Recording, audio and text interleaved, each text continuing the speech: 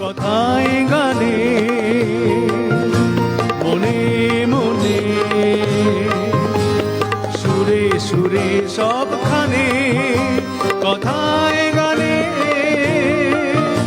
সুরে সুরে।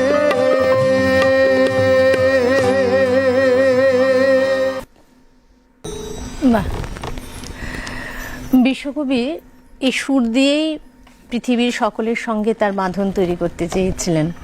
আমি শুরুতে যে কটি লাইন বলেছিলাম, এটি একটি চিঠিতে তিনি তার ভ্রাতুষ্পুত্রকে বলছিলেন পৃথিবীকে তিনি কতটা ভালোবাসেন, গানকে ভালোবাসতেন এবং সমগ্র পৃথিবী বা বাঙালি যেন তাকে গানের মধ্য দিয়ে মনে রাখে, সেইটাই তো চাইতেন।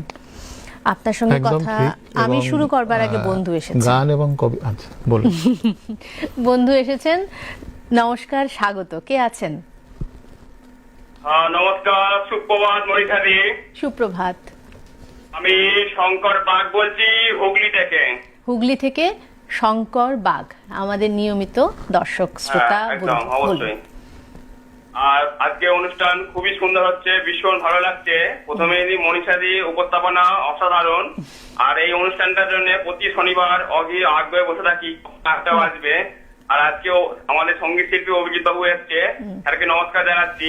নমস্কার আপনাকে। আজকে রবীন্দ্র সঙ্গীত নিয়ে এসছে, অসাধারণ। প্রথম গানটা ভীষণ ভালো লাগছে। আর দাদার কণ্ঠস্বর অপূর্ব। দাদার কাছে আমার কয়েকটি গানের অনুরোধ।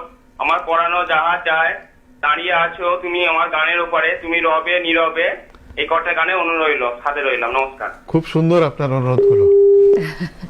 এটা আমাদের প্রাপ্তি, জেনে যে আপনি অপেক্ষা করে থাকেন আমাদের অনুষ্ঠানের জন্য, আমাদের সঙ্গে এইভাবেই থাকবেন। দাদা, অনুরোধগুলো মনে রাখতে হবে কিন্তু। ঠিক আছে।